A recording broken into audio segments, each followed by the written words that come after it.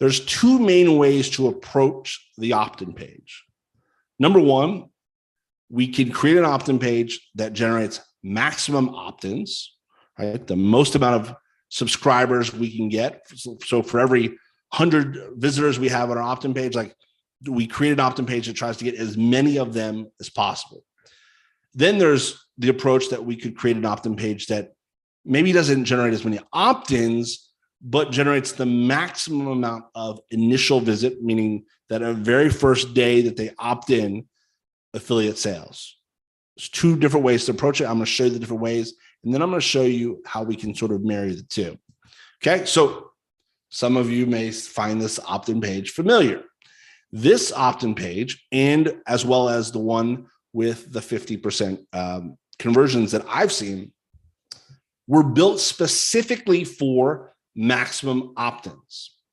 This is using an opt-in page to try, like I said, and get the most amount of subscribers. So I'm going to start giving you some insider jargon here that people don't really say to the public, if you will. But this is what we call blind copy. The words on this opt-in page are what we call blind copy. Okay. There's going to be some people that are going to kill me in the industry for telling you this stuff. But what it means by blind copy, pretty self-explanatory, is that it's not very easy and clear as to what I'm really opting in for. Okay. Look at this this opt-in page. It says email confirmation, $1,032 per week or more. Confirm your email below. And then it says click to confirm, email verification required. And then at the top, it says enter your email, confirm information, receive payments. Now, whatever lies on the other side of this opt-in page could be numerous things, right? It could be what we show. It could be simple affiliate system, or it could be like how to get Social Security. I mean, you know what I'm saying? It could be anything for this opt-in page. And what is happening is we're casting the widest net possible. We're giving literally not very much information on the opt-in page because we want to generate the most amount of opt-ins. Now, this isn't always a bad thing. And some of the tactics that I'm going to teach you in one of the last master classes we have, you're going to learn different ways that you can make more money with your subscribers. And when you start layering those types of things on, sometimes going after maximum opt-ins can be worth pursuing. But it's not really what I would recommend 9 times out of 10, unless you get really good at some of the other things that we're going to cover. Now, the other approach is maximum initial visit sales. Okay, so we're using an opt-in page to try and convert the most amount of immediate sales. Now, this actually is a sign up for a webinar, but it acts as an opt-in page. People land on here and they opt in to sign up for the webinar. Now, this is the complete opposite of blind copy. This is what we call transparent copy, because it is very clear what this is all about, right? This is a webinar that's how to make $500 per post writing for popular blogs. Okay. I mean, look at the difference between here where you're like something about $1,000 per week or more. I don't really know how, versus this gentleman's who is talking about specifically $500 per post writing for popular blogs, right? That is very specific. It's very transparent. What's going to happen is he is going to get less opt-ins because most people, a large majority of people are really like, I don't want to write, right? I don't want to be part of the blogs, right? But what's going to happen is a larger percentage of people that opt in are going to buy from him because they sort of know what they're getting themselves into, if you will, when they opt in. They know what his list is about. Whereas if I join this list, all I know about these people is that the idea of having more money would be great, right? That is essentially most people, which is why we're casting a wider net. Like I said, nothing wrong with this. And this is the minimum viable product. This is where we start. And I still, sometimes, depending on the situation, we'll run opt-in pages like this. but less and less as I figured out the numbers and perfected the approach that I'm going to show you. Okay, so like I said, neither approach is wrong. You just need to consider with the maximum opt-ins, you're going to have more subscribers to mail, but they're going to be less targeted because we don't really know a whole lot about them. All we know is that they would like a little bit more money. Now, typically we can make up for less targeting with something called interest segmentation, which we're going to get into in a later masterclass. Okay, so there are ways to sort of combat the fact that we don't have as much targeting.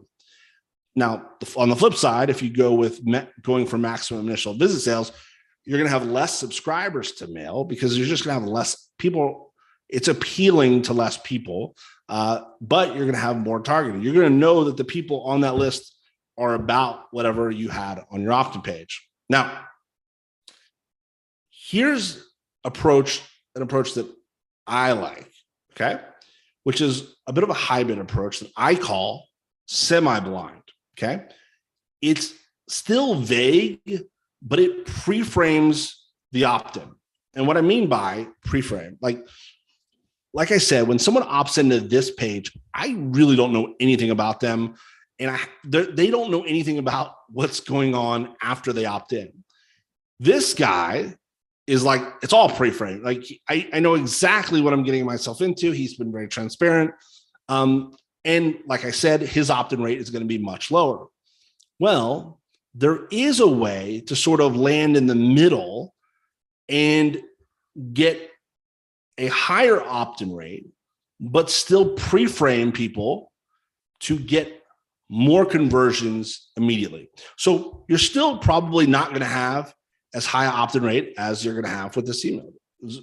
But that's not, opt-in rate's great, but it's what we call a vanity metric. It's cool, it's great, but we can't deposit opt-in rate into our bank account. We deposit sales. So in the long run, what we care about is generating the most amount of sales. And so by going with this hybrid approach, and we're going to talk about what it says here in just a moment, we're able to sort of do both. We get a higher opt-in rate because we're still going with a bit of a vague approach, but we're putting enough content in there that they sort of know what they're opting into. Okay, so this is not necessarily an opt-in page design. I was more using this for illustration purposes, but let's say the headline says, would you be interested in making a full-time income sending one email per day? They click on yes, tell me more. A little opt-in box pops up and they opt in. Now, here's the thing. There's not a ton of information on here, but we do say sending one email per day. Now, if you look at it and you compare it to this, you have, like, if you opted in here and then you landed on a sales page that said, I'm going to teach you how to make money sending emails. Well, there's going to be some percentage of people like, well, I don't want to do that. I thought this was free money, right? Well, if I opt into this and the sales page has something to do with email marketing or list building, there's a lot more congruence there, but I haven't said too much. And what I mean by too much is a lot of times with opt-in pages, less is more. The more you say on an opt-in page, the more you can trigger something in people's brains, which is like, oh, I know this. I've heard this before, right? So we don't want to trigger that. We're trying to sort of fly under the radar a little bit because we want to still cast a wide net. But I think we can all agree that for every 100 people that opted in here that literally have no idea what's on the next page versus 100 people that opt in here, and let's say on both examples, we're selling a product about how you can make money with email marketing, I think we can assume that all things being equal, more of the 100 opt-ins are going to purchase coming off of this opt-in page than they are on the other one. Now, you could argue, well, what happens if I get way more opt-ins with the other one? Sometimes you depending on what the difference is in opt-in rate, you can generate more with the blind approach. And I'm going to show you in the next masterclass how you can actually test both and find out what works best for you. But I found that going with a semi-blind approach usually nets me the most amount of sales in day one. Plus, my list now, I know that they're interested, at least in the concept of getting paid to send an email, right? That's a step further than what our blind opt-in page shows, which is like, we know nothing about these folks, okay? Now, I prefer the hybrid approach, like I said, but I like to take it one step further. I like to combine a lead magnet with this semi-blind approach. So you'll see here, the spirit of this opt-in page is the same, but there's one thing I add that really can change the dynamics of your business, okay? So instead of just saying, hey, opt in to find out how to learn how to make a full-time income sending one email per day, I specifically say, free one-page cheat sheet reveals how to make a full-time income sending one email per day. Would you like us to send you a free copy? Now, what's happening here is a couple things.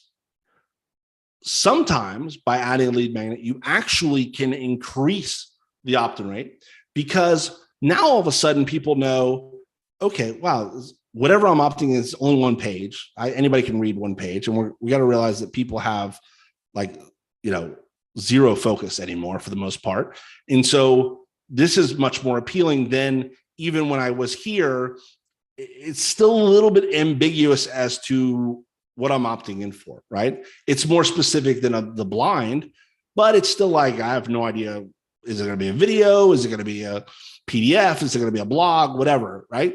And so now all of a sudden, we're saying, hey, there's a free one-page cheat sheet, which not only can increase the opt-in rate, but it's actually going to do something downstream that's incredibly important for our partner in crime, our ESP, our get response, right? And so one of the keys here is that you want a lead magnet to be easily consumable. And that's why we go with the one-page cheat sheet. I'm a big fan of the cheat sheets for my lead magnet, because I just think it's very unassuming, and people think, I could read one page real quick, right? And because we're having people make micro commitments, and this is just a small micro commitment to ask someone to read one page. Here could actually be a larger micro commitment because they don't really know what they're getting themselves into, right? So you actually, like I said, can increase the opt-in rate, but also I don't actually do this to increase the opt-in rate. I do it for something we're going to talk about in just a second.